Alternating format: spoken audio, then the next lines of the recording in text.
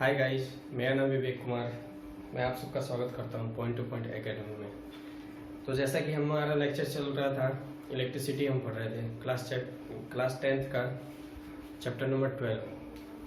तो हमने देखा था कि चार्ज क्या होता है और चार्ज कैसा है। तो आज जो हमारा टॉपिक है, हम चार्ज के बारे में ही जानेंगे। फर्स्ट टॉपिक है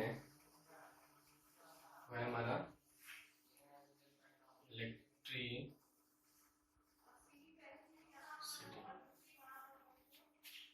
तो हम जान चुके थे कि चार्ज क्या होता है, कैसे आता है। फर्स्ट लेक्चर में हमने देख चुके थे। अब हम चार्ज के बारे में और जाना है।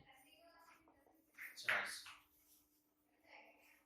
फंडामेंटल चार्ज होता क्या है? तो फंडामेंटल मेंटल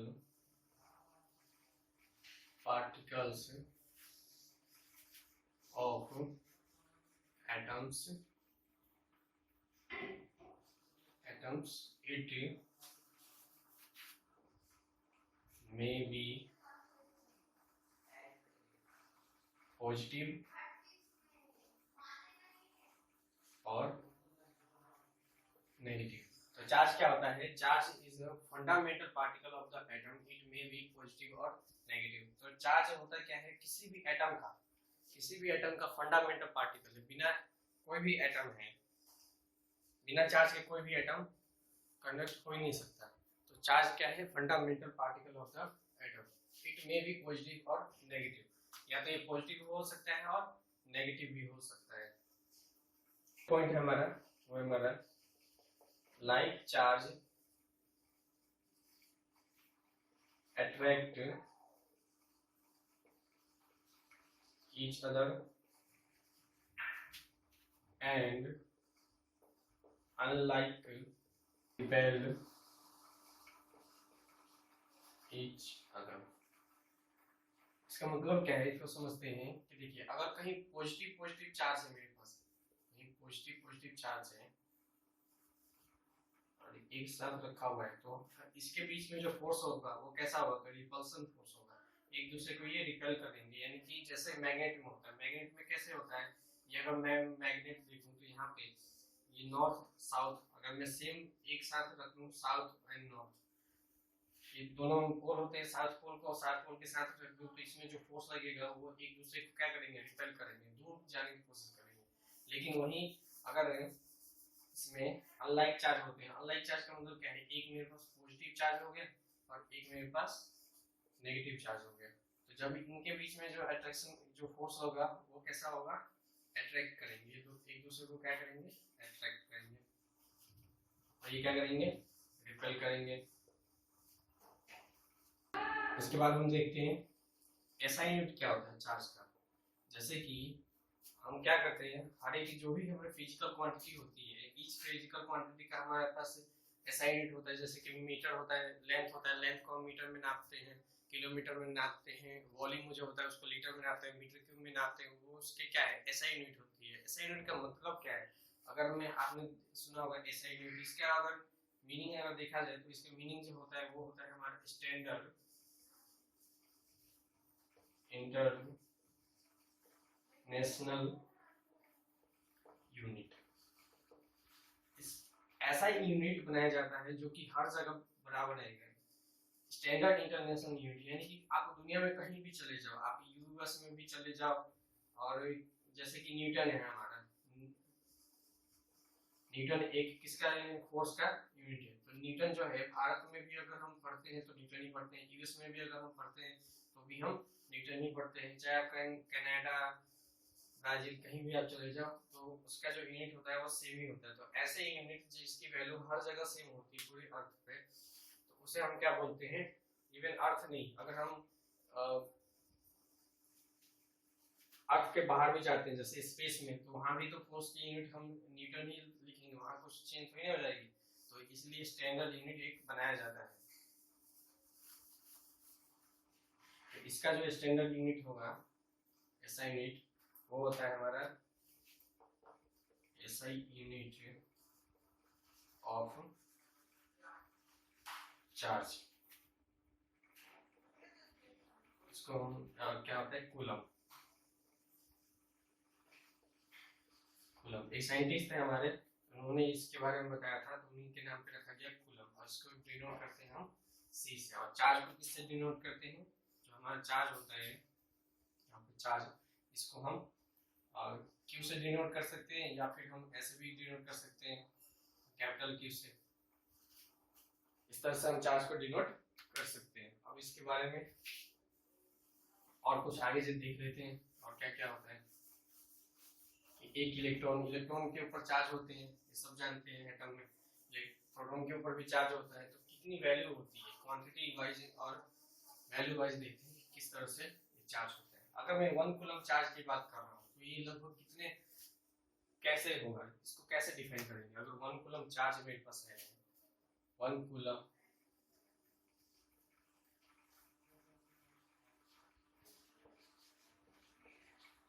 1 कूलम चार्ज अगर मैं कहूँ तो कितना होगा? तो ये इसको डिफाइन करने के लिए हम क्या करेंगे,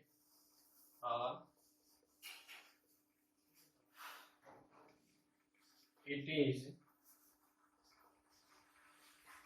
चार्ज present on almost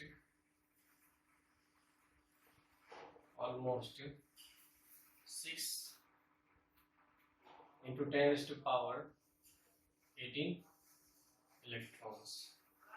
तो 1 कूलम चार्ज को अगर डिफाइन करना हो तो ऐसे करेंगे, it is the charge present on almost 6 into 10 raised to power 18 electron. मतलब क्या है कि अगर 1 कूलम चार्ज हमें बनाना है तो हमें पास कितने इलेक्ट्रॉन होने चाहिए? एक बॉक्स में अगर मैं इलेक्ट्रॉन को रख दूं तो मेरे पास कितने इलेक्ट्रॉन होने चाहिए? इतने सारे इलेक्ट्रॉन मेरे पास होने ही चाहिए। और ये कि लगभग इसकी जो संख्या होगी, टोटल नंबर ऑफ इलेक्ट्रॉन की संख्या होगी, वो कितनी होगी? 6 into 10 raised to power 18 electrons. ये इतने हैं नंबर्स में, देख रहे हैं कितनी ज्यादा वैल्यू है इसकी। तो इतने अगर इलेक्ट्रॉन एक साथ मिल जाते हैं और इसके ऊपर जितने चार्ज प्रेजेंट होंगे, वो टोटल जो चार्ज होगा वो कितने के बराबर होगा? तो 1 कूलम ऑफ चार्ज हम बोल सकते हैं। अब बात आती है कि सर ये जो इलेक्ट्रॉन है, अगर हम सिंगल एक इलेक्ट्रॉन की बात करते हैं तो इसके ऊपर कितना चार्ज होगा? तो एक सिंगल इलेक्ट्रॉन के ऊपर जो चार्ज होता है वो होता है 1.9 into एक मिनट, हाँ, इसके ऊपर जो चार्ज होता है 1.6 into 10 raised to power -19 coulomb होता है। एक इलेक्ट्रॉन के ऊपर चार्ज की बात करते हैं। और ये ऑलमोस्ट मैंने इसलिए लिखा है क्योंकि जब हम इसको कैलकुलेट करते हैं, यहाँ पे ऑलमोस्ट लिखा है, जब हम कैलकुलेट करते हैं तो ये लगभग पॉइंट में कुछ वैल्यू आती है, तो पॉइंट के बाद हम कुछ वैल्यू को कंसीडर नहीं करते हैं, एक रफ फिगर में हम इसको काउंट कर लेते हैं, जो ऑलमोस्ट इसके बराबर होता है 6 into 10 raised to power 18 electrons के बराबर होता है। तो 1 coulomb charge equal to it is the charge present on almost 6 into 10 raised to power 18 electrons. But अगर एक इलेक्ट्रॉन्स की बात करते हैं, एक इलेक्ट्रॉन पे कितना चार्ज होगा? 1.6 into 10 raised to power -19 coulomb के बराबर 1 इलेक्ट्रॉन पे चार्ज होगा। ये तो 1 इलेक्ट्रॉन पे चार्ज हुआ। अगर प्रोटॉन की बात करते हैं, प्रोटॉन पे भी सेम होगा। अगर 1 प्रोटॉन की भी मैं बात करता हूँ तो बस वहां पे यहाँ पे माइनस नेगेटिव चार्ज है, क्योंकि और प्रोटॉन पे जो चार्ज होता है वो कैसा होता है? प्रोटॉन पे पॉजिटिव चार्ज होता है। और कितना होता है? 1 प्रोटॉन की बात कर रहा हूँ, 1.6 into, यानी कि क्वांटिटी वाइज तो सेम होता है, बट क्या होता है, ये पॉजिटिव चार्ज होते हैं और ये नेगेटिव चार्ज होते हैं। और इसके बारे में हम अच्छे से डिटेल में पढ़ चुके हैं पिछली क्लास में। और हम देख सकते हैं, अगर मैं इस हिसाब से देखूं तो मेरा क्या होता है, Q इक्वल टू, अगर मैं ये फॉर्मूला देखूं कि टोटल नंबर ऑफ चार्ज कहीं पे निकालने हो तो मैं क्या करूंगा? Ne। अब यहाँ Q क्या है? टोटल चार्ज, और N क्या है? Number of electrons, and E क्या है? Charge present on 1 electron. तो इस हिसाब से हम इस फॉर्मूले से टोटल नंबर ऑफ चार्ज हम निकाल सकते हैं, टोटल चार्ज निकाल सकते हैं कि टोटल चार्ज कितना होगा, इस वाले फॉर्मूले से हम देख सकते हैं। अब इसके बारे में, ये तो हो गया चार्ज के बारे में, सब कुछ हो गया। अब इसके बाद देखते हैं कि करंट कहाँ से है। तो चार्ज के बारे में हम पहले भी पढ़ चुके थे, ये थोड़ा सा रह गया था तो मैंने बताया। अब देखते हैं करंट कहाँ से आएगा। तो करंट हम जनरली पढ़ते हैं flow of electron, flow of charge. तो हमने इलेक्ट्रॉन, फ्लो ऑफ इलेक्ट्रॉन की अगर बात करते हैं तो वो एक तरह से गलत स्टेटमेंट होगा, क्योंकि इलेक्ट्रॉन जब फ्लो करेगा तो वहाँ पे कुछ मास भी ट्रांसफर होगा। मास ट्रांसफर होगा तो जहाँ पे इलेक्ट्रॉन फ्लो हो रहा है वहाँ पे जाके मास उसका इंक्रीज होगा, थोड़ी देर बाद वो गिर जाना चाहिए। जैसे कि मैंने पहले क्लास में बताया था, पंखा अगर हम चलाते हैं तो इलेक्ट्रॉन फ्लो हो रहा है, पंखा जब चल रहा है ऊपर तो इलेक्ट्रॉन फ्लो हो रहा है, तो थोड़ा देर बाद उसका तो मास बढ़ जाना चाहिए था ना, इंक्रीज होना चाहिए था। इंक्रीज होते होते उसके मास इंक्रीज होगा और वो थोड़ा देर बाद तो गिर जाना चाहिए उसका मास, पंखा गिर जाना चाहिए। अगर ज्यादा वजन हो गया, गिरना भी नहीं चाहिए। तो इसका मतलब उसका जो स्ट्रक्चर है वो भी तो सेम, मतलब कुछ चेंज होना चाहिए पंखे के स्ट्रक्चर। तो इस हिसाब से हम बोल नहीं सकते कि इलेक्ट्रॉन के फ्लो की वजह से करंट होता है। करंट जो होता है वो सिर्फ चार्ज के फ्लो की वजह से होता है, और इलेक्ट्रॉन क्या करते हैं, उसे सिर्फ ट्रांसफर करने का काम करते हैं। तो हम करंट देखते हैं, करंट क्या होता है। करंट होता है रेट, हम सिंपली बोल सकते हैं rate of flow of electric charge, हम ऐसे बोल सकते हैं, या फिर हम ऐसे भी इसको लिख सकते हैं। हाँ, करंट अगर मैं देखूं तो करंट को आई से डिनोट किया जाता है हमेशा, करंट को आई से डिनोट किया जाता है, और चार्ज जो है क्यू अपन में और टाइम, ये टाइम है। तो इस तरह से हम देख सकते हैं। अगर इसकी, और जो ये करंट होता है, जो ये करंट होता है, इसका जो एसआई यूनिट में देखो, एसआई यूनिट जो होता है एम्पियर होता है, एम्पियर होता है, और जिसको हम डिनोट करते हैं ए से, कैपिटल ए से। ये हो गया current, rate of flow of electric charge, यानी कि एक पर्टिकुलर सेक्शन से, जैसे कि अगर मैं और इससे डिटेल में आपको समझाऊं तो मैं क्या कर रहा हूँ, एक मेरे पास कंडक्टर है कोई सा भी, इसको मैं जूम करके दिखा रहा हूँ। तो इतना मोटा होता है और होता भी नहीं है, इतना मोटा कंडक्टर हो सकता है, लेकिन मैंने क्या किया, एक छोटा सा मेरे पास पतला वायर था, मैंने इसको जूम करके दिखा रहा हूँ। तो इसमें देखिए, अगर मैं एक पर्टिकुलर सेक्शन ले लूँ, कहीं पे भी, कहीं भी ले सकता हूँ, यहाँ ले लूँ, यहाँ ले लूँ, कहीं भी ले लूँ, और फिर मैं इसे क्या करूँ, यहाँ पे इसको स्टडी करने के लिए एक पर्टिकुलर सेक्शन मैंने यहाँ पे कट कर लिया। तो इसका मैं कुछ भी नाम दे दूँ, 1 पॉइंट।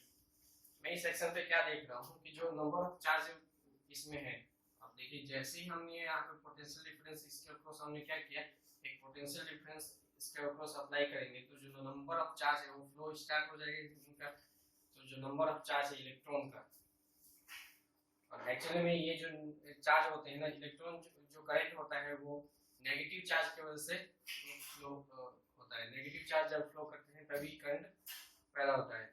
लेकिन कुछ ये थोड़ा दूर बात समझेंगे की बात है।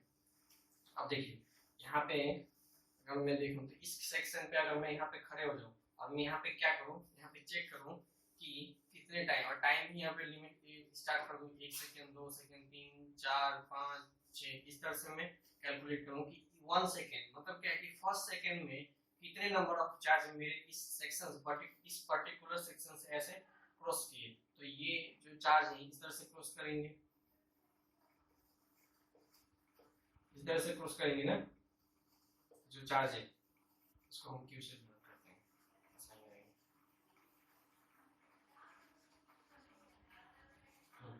ये चार्ज है, जो नंबर ऑफ चार्ज है एक सेकंड में कितने, एक सेकंड में कितने नंबर ऑफ चार्ज इस पर्टिकुलर सेक्शन से, जैसे कि मैं क्या कर रहा हूँ कि मेरे पास 1 सेकंड है और मैं क्या कर रहा हूँ कि 1 सेकंड में 1 2 3 4 चार्ज मेरे इस पर्टिकुलर सेक्शन से क्रॉस हो गए। तो मैं बोल सकता हूँ कि जो करंट है मेरा वो कितने एम्पीयर का है, 4 एम्पीयर का मैं बोल सकता हूँ यहाँ पे। तो ये होता है करंट। एक्चुअल में flow, rate of flow of charge हम क्या बोल देते हैं, करंट होता है। उसी तरह से अब हम और जानते हैं इसके बारे में। तो एसआई यूनिट जो होता है करंट का वो होता है एम्पियर, जिसको हम ये से डिनोट करते हैं। ये भी एक साइंटिस्ट थे हमारे, उनका भी नाम कुछ एम्पियर में ही था, इसीलिए उनके नाम पर रखा गया था एम्पियर। अगर मैं एक एम्पियर की बात कर रहा हूँ तो एक एम्पियर करंट कैसे कब हो सकता है, जब चार्ज जो मेरा हो 1 कूलम चार्ज हो और 1 सेकेंड टाइम हो, तभी तो ये 1 एम्पियर करंट आएगा। तभी हम बोल सकते हैं, अगर मैं इसको डिफाइन करूँ, 1 ampere of current defined as 1 coulomb of charge passes in 1 second through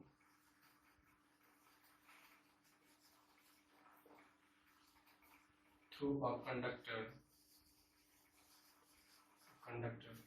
अभी हम इसको बोल सकते हैं, इस तरह से हम डिफाइन कर सकते हैं 1 एम्पियर करंट कैसे होगा, जब 1 कूलम ऑफ चार्ज 1 सेकेंड में किसी एक पर्टिकुलर क्रॉस सेक्शन से, ये जैसे मैंने अभी समझाया था, पर्टिकुलर क्रॉस सेक्शन से जैसे ही क्रॉस करेगा, वो भी कब करेगा, जब ये मटेरियल जो हमारा क्या हो, कंडक्टर हो, तभी हम बोल सकते हैं कि 1 एम्पियर ऑफ करंट यहाँ पे जनरेट हुआ। अब देखिए एम्पियर जो होता है, लेकिन आप लोगों ने बहुत जगह मोबाइल की बैटरी या फिर बहुत छोटे छोटे जो अप्लायंसेस होते हैं, इलेक्ट्रिकल अप्लायंसेस, उस पर हम क्या देखते हैं कि जो करंट होता है वो हमेशा क्या होता है, मोबाइल की बैटरी या फिर हम चार्जेस पे जो देखते हैं, हमें क्या लिखा होता है, मिली एम्पियर की बात करते हैं हम हमेशा, मिली एम्पियर, माइक्रो एम्पियर। तो देखिए 1 एम्पियर की मैं बात कर रहा हूँ तो जाहिर सी बात इतना ही होगा। अगर 1 मिली एम्पियर की मैं बात कर रहा हूँ, 1 मिली एम्पियर, तो ये कितने के बराबर होगा, 1 मिली एम्पियर, वो ये हो जाएगा हाँ 1 into 10⁻³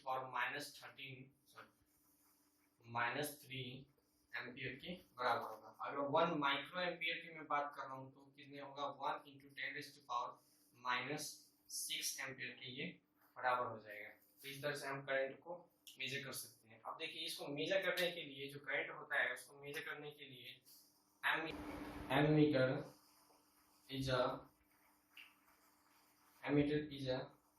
device used to measure electric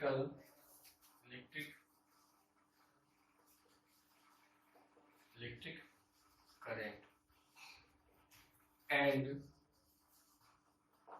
it is always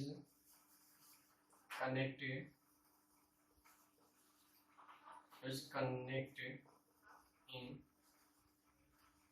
series। ठीक है, तो ये एक एमीटर होता है जो क्या करता है, करंट को नापने के लिए हम यूज करते हैं। ये एमीटर एक डिवाइस होता है जो क्या करता है, करंट को मेजर करता है। ये हमेशा सीरीज में ही कनेक्शन इसका होता है। देखिए जैसे अगर मैं इसका सिंबल दिखाऊं कि कैसे इसको सिंबल रिप्रेजेंट किया जाता है एमीटर में, एमीटर को किसी सर्किट में, तो हम अच्छे से जानेंगे। अभी देख लेते हैं कैसे इसको रिप्रेजेंट किया जाता है। तो आई थिंक यहाँ तक समझ आ रहा होगा आप लोगों को। तो चैनल को लाइक करते रहिए, सब्सक्राइब करते रहिए। और आप लोग कमेंट नहीं करते हो, कुछ डाउट होता है तो कमेंट भी कर सकते हैं आप लोग। तो देखिए जो एमीटर होता है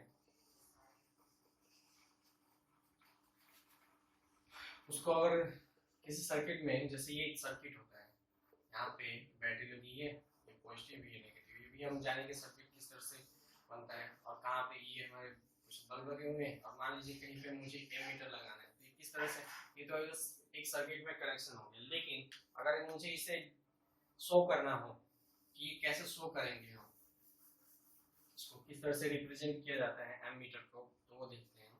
देखिए इस तरह से,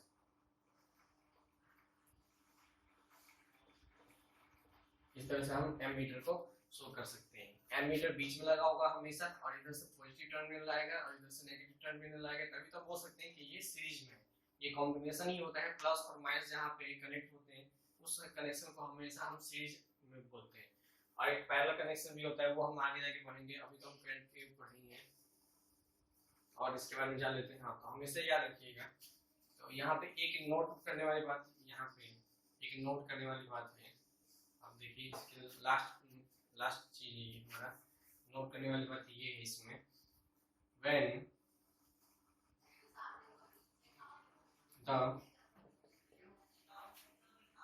the current is always generated by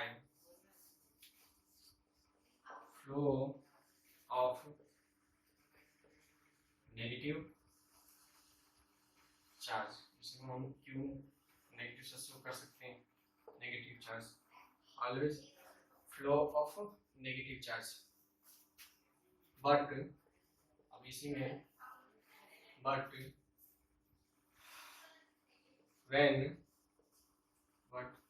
when but at the time of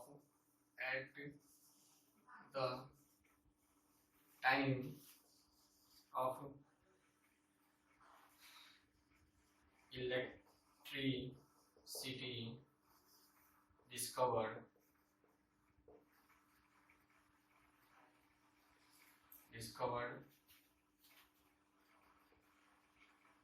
electrons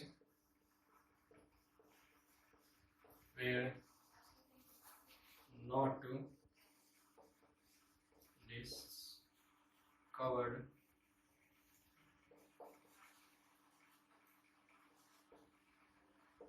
that's why at that time people at that time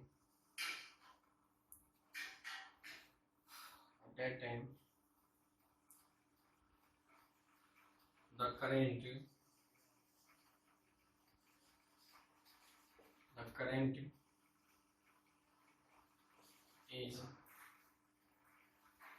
is generated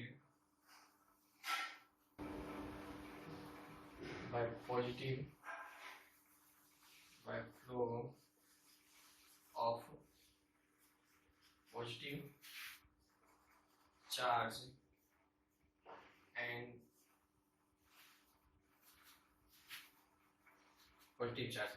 यहाँ पे तो उस टाइम क्या हुआ कि जैसे ही जब इलेक्ट्रॉन जब मूव करते हैं तो नेगेटिव चार्ज की वजह से हमेशा करंट जनरेट होता है, ये हमें बात याद रखना है, फ्लो ऑफ नेगेटिव चार्ज। लेकिन क्या हुआ कि जब इलेक्ट्रिसिटी डिस्कवर हुआ था तो उस टाइम पे इलेक्ट्रॉन डिस्कवर नहीं हो पाए थे। इस वजह से लोग क्या मानते थे कि जो करंट होता है वो हमेशा पॉजिटिव चार्ज की वजह से ही जनरेट होता है, flow of positive charge. But ये गलत था।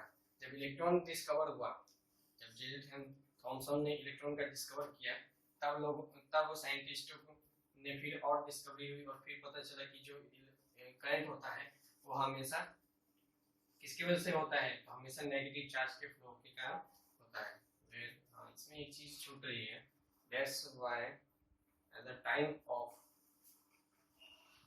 that time peoples, यहाँ पर हम लिख सकते हैं peoples या फिर साइंटिस्ट,